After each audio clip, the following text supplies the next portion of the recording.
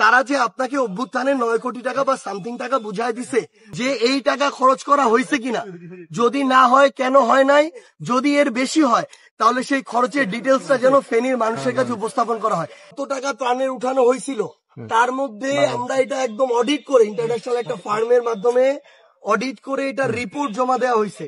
যে কয়েকটা ছিল পাই টু পাই টাকা ত্রাণ মন্ত্রণালয়ের যে ফান্ড সেখানে আমরা জমা দিছি ঠিক এই কারণেই, কারণ আমার এই লজিস্টিক্স নাই, আমার এই ম্যান পাওয়ার নাই। আমি আজকে থেকে 1 বছর আগের কথা বলতেছি, অগাস্ট সেপ্টেম্বরের কথা। লজিস্টিক্স নাই, ম্যান পাওয়ার নাই, আমি যে এখানে কাজ করব আমার একটা জেলায় স্ট্রাকচার নাই, আমার এর আগে এই কাজ করার অভিজ্ঞতা নাই, তাহলে আমি যদি এই টাকাগুলো আমার তো অ্যাবিউজ হয়ে যাইতে পারে। তো আমি কি করব যেন প্রপার ইউজ হয়।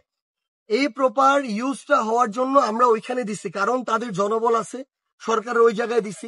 আমরা যদি অন্তর্বর্তীকালীন সরকারের একটা মন্ত্রণালয়ের উপর আস্থা না রাখবো তাহলে কার উপর রাখবো? এটা তো আওয়ামী লীগের মন্ত্রণালয় না, এটা ডক্টর ইউনূসের অভ্যুত্থান পরবর্তী সরকারের মন্ত্রণালয়।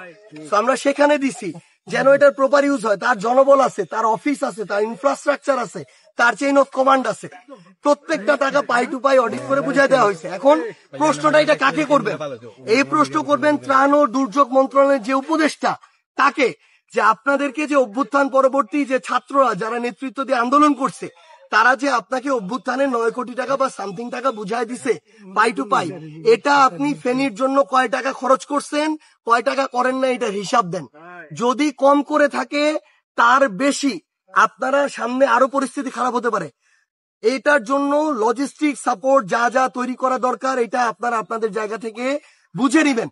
আমরা আপনাদেরকে অনুরোধ করবো, আপনারা যারা ফেনীর মিডিয়া ভাই আছেন, সচেতন নাগরিক সমাজ আছেন, আপনারা ত্রাণ মন্ত্রণালয়ের উপদেষ্টার কাছে এটা যাবেন। আমরা অলরেডি আমাদের ফেনীর যারা কেন্দ্রীয় ভাই শেষ করি, ফেনীর যারা কেন্দ্রীয় কমিটির আছে তাদেরকে এই দায়িত্ব দিছি।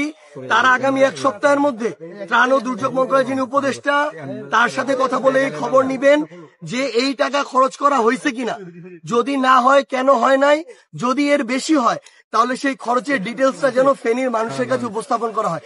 কোন প্রশ্ন কাকে কখন কোথায় করতে হবে এটা আপনাদের বুঝতে হবে।